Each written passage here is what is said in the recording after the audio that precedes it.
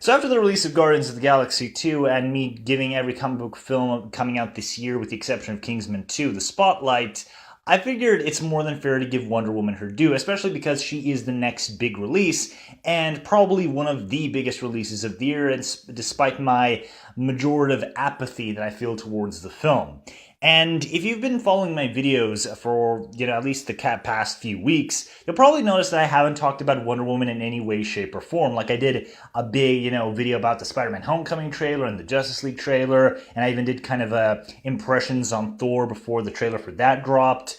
And you'll notice that I've just been giving my thoughts on all these movies, and Wonder Woman is kind of like the big exception to that, and Kingsman 2. But in my defense, concerning Kingsman, I haven't seen the first movie. I've heard it's good stuff, but it's just not one of those things I'm prioritizing on whatever my watch list is, and I have a bunch of other things to do that are just besides watching films. I do have a life outside of this place. But going back to Wonder Woman, like I said, the reason this movie has just been such a non-topic on my channel and in all my videos is because it's not given me anything really to talk about, with the possible exception of the last trailer, which dropped a couple days ago. And despite that trailer giving me something to talk about and could potentially help elevate the film if what I'm inferring from it is going to be true, then it's going to be, a film that I didn't give a shit about pre-release, but it manages to surprise me. But majoritively still, I have the sneaking suspicion that Wonder Woman is going to be the X-Men Apocalypse of 2017, where it's just going to be a movie that sticks to the formula, a movie that's just going to be kind of average and exceptional in a lot of ways, that it might, have some good things in it and some laughably bad ones like X-Men Apocalypse did, and it's just gonna probably be a decent success, I think. I think the audiences are probably gonna like it. But I don't know. This movie, from the marketing so far, has not given me almost anything really to talk about. And that's a really big shame, because conceptually this movie looks like it could be really, really interesting. And some people have, cried foul over the fact that it is set in World War I, but I actually really like this creative decision. It's probably one of the few interesting things that still gets me to watch any Wonder Woman shit whatsoever when it comes to the marketing period. And I love the fact that it is set in World War I, because, well, World War has already been done. We have a lot of World War II movies, both in and out of the comic book genre. And World War I is distinctly different from 2, because unlike 2, where you have, I don't want to say a bad guy, because everybody did a lot of horrible shit to one another in World War II, but the Nazis and the Japanese, and to a lesser extent the Italians, were kind of like the big quote-unquote bad guys of the Second World War. And those were the guys everybody was trying to stop in one way or another, whether it was through big organized invasions or through guerrilla tactics. And they were the guys everybody wanted to bring down. But World War I does not have something like that. It's basically a horrible war in a completely different sense from World War II, in that millions of young men were sent to the front lines and they died in horrifying ways in droves just to get a few miles of land, at a time. Because the whole thing about World War I is that it was about trench warfare. So it wasn't like the Second World War, where you have like these big city invasions, or where you have like the beaches of fucking Normandy being stormed, or like these, man-to-man jungle battles against the Japanese. It wasn't like that at all. It was trench warfare, where people were literally dying and wasting months of their lives, years of their lives even, to getting just a few miles of land at a time.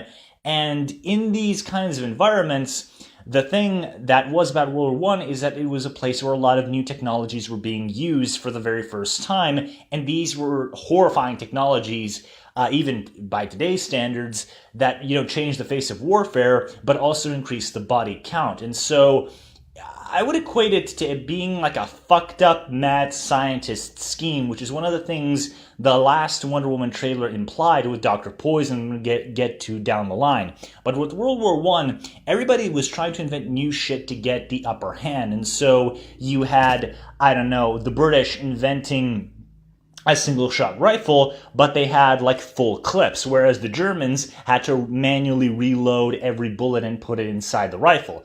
And then you had bigger things. You had airplanes, you had the very first tanks, you had, more advanced automatic weaponry, and you also had biological weaponry. In fact, biological weapons were some of the most fucked up shit they used in World War One.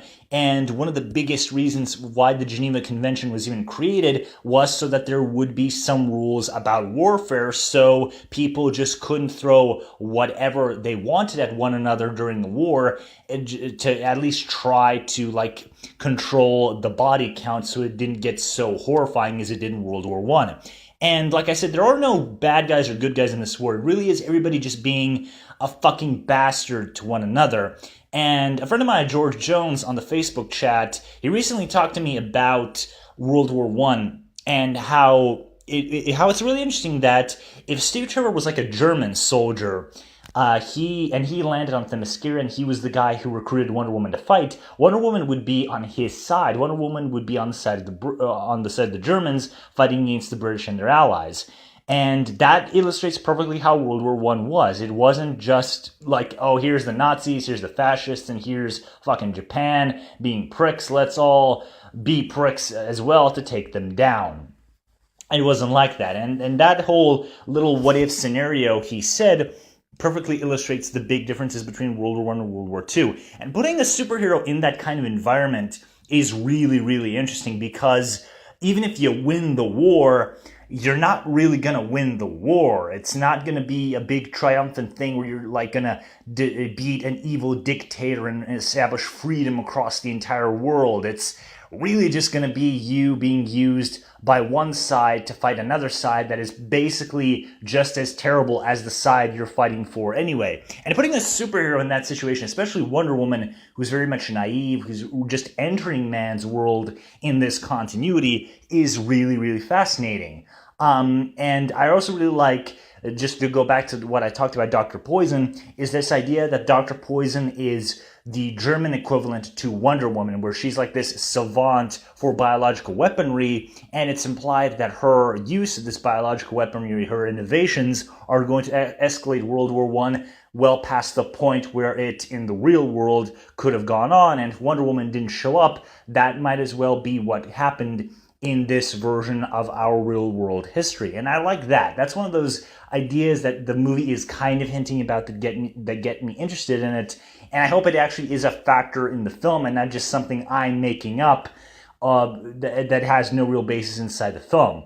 And another villain who has me interested is Ares, because we know Ares is in this film, and the guy who played Professor Lupin from the Harry Potter films is rumored to be Ares. And Ares is also the guy apparently running the British government. And this adds a layer of gray morality to the proceedings, where Wonder Woman is essentially working for fucking Ares when she goes to fight the Germans. And depending on how the film plays this out, this could be really, really interesting. I don't want it to just be brainwash. I don't want it to just be that Ares, brainwashes a few people and then here's World War One. I want it to be more like a situation where Ares can feel the tensions rising, and then he just nudges people along at the right places, at the right positions of power, both at the top and at the lowest corners. And so he can just keep this war going as long as possible, because he is the god of war and his job is to perpetuate the war. And I know this is not going to happen because Jeff fucking Johns is running the movies now, but I would really appreciate it if they gave us more dimension to the character of Ares. I hope that they don't just make him a generic evil bastard who's just a bad guy because he happens to be the war god. Brian Azzarello's Wonder Woman run did a really fantastic job of giving Ares dimension and actually honoring the character's Greek mythological roots a lot better than most adaptations of Greek mythology do. A lot of people just have Ares and Hades be the evil pricks when they're really not. Like, the only reason people like to call them evil is because they're the gods of war and death, but that's not necessarily really true if you actually stop to think about it.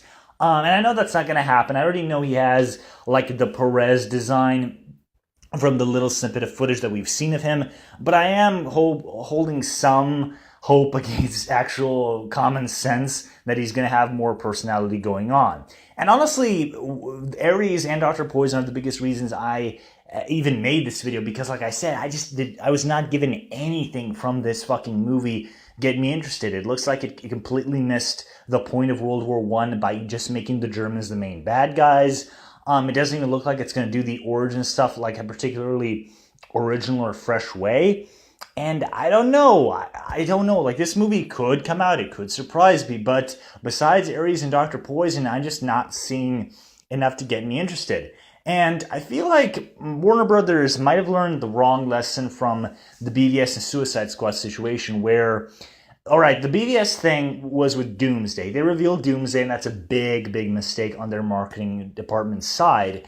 And I feel like they've gotten so scared of showing anything, giving you any kind of narrative or visual hook to get you interested, that they just keep looping the same footage over and over again. Like, I cannot tell you how many times I've seen the Wonder Woman house fight where she like breaks the rifle, where she like slides and breaks a pillar.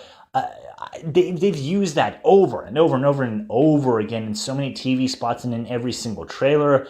It's just gotten really repetitive. So you have this situation where the movie is keeping everything so close to the chest that it's not giving you any good narrative hooks. It's not really giving me anything story-wise or even visually-wise to get me interested in it. And I did hear rumors that there were like big reshoots about the film a few months ago that kind of changed the final act, which that's kind of the standard for comic book movies now. Like, Marvel's made that a thing where it's perfectly acceptable to like go back and shoot the whole fucking movie over and over and over again and then just splice it together in post-production like in the few months pre-release.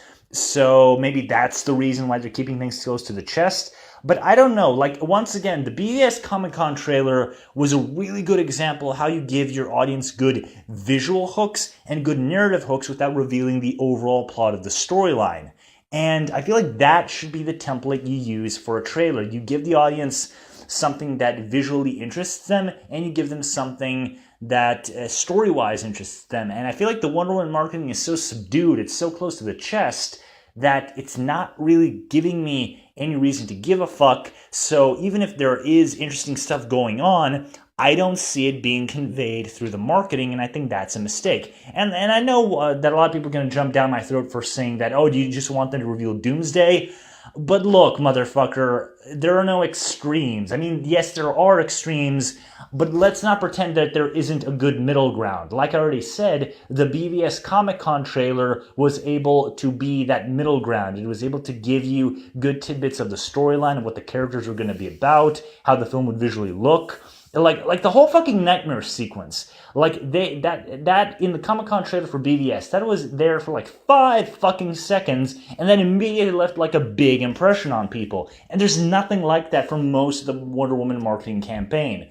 And there's no like narrative hooks even, because like I said, the nightmare sequence, it's there for 5 seconds, and then you just see it and you wonder, holy shit, like what is this? Like, why is Batman in like this post-apocalyptic Mad Max style universe? Like, why is he wearing the trench coat? Like, why is the Omega symbol? Is this like a premonition of the future? Is this the opening of the movie? Is this the ending of the movie? Like, those are just from a 5-second little tidbit from the BVS movie itself that got you, without even saying anything, visually interested and visually, made you wonder, like, what is narratively going on here? And it looked really fucking cool. And the Wonder Woman trailers do not have any of that. They do have some small cool shots here and there, but I just feel like everything is so subdued and everybody is so chicken shit about showing us stuff that they're potentially hurting the film itself, where they're just making it look like a generic standard McDefault superhero origin movie that just happens to be set in World War One. So yeah, I don't know. The impression that I have from Wonder Woman right now is that it's going to be the X-Men Apocalypse of 2017, where it's just going to be average. It's not going to do anything great. Maybe the film, it has a lot more going on than I realize. I hope that some of this potential stuff that I'm noticing from the villains pans out, and I do hope that the movie proves me wrong, because After Guardians of the Galaxy 2 kind of broke my balls and dropped the bar so low it's scratching Hitler's ballsack and the ninth circle of hell, it would be nice to go back to something approaching the levels of quality given to us by Lego Batman and Logan, which you might say that's insane, but I didn't expect to like Logan, and especially didn't expect to like Lego Batman as much as I did. And yeah, I don't know. Like, I do hope that this movie comes out. I do hope that it does prove me wrong. But if it just turns out to be average or okay at best, I'm not going to be exactly flabbergasted by any stretch of the imagination. So what are your guys' thoughts on the Wonder Woman trailer? The Wonder Woman movie so far, the trailers, the marketing? You think that the movie's going to be like a big success? You think this is going to be the movie that's going to sell people on the DCEU? Or do you think it's going to be blasted to pieces by the critics anyway? Because let's face it, hatred for the DC films does sell because everybody just wants to see either what everybody's complaining about right now or just to laugh at DC's expense because they perceive that they fucked something up again. So, yeah, I don't know. I totally see this movie just being okay or even good and then just getting smashed to pieces anyway, which would be pretty funny to see the DCEU fantards just lose their collective shit for a fourth fucking time in a row. But still, for a Wonder Woman, even for a character I don't particularly care for, I feel like Wonder Woman should probably get a better break than that, than a movie that's average and gets smashed by critics, when it could be a really good movie that gets, actually good critical reception and good box office results. So yeah, despite not really being given a reason to pass my liking of BVS and Suicide Squad, I am hoping this movie is going to be successful, but if it just turns out to be average and it gets smashed by the critics, I'm not going to be surprised by any of that. So yeah, guys, hopefully you enjoyed the video, and I'll see you next time. Bye.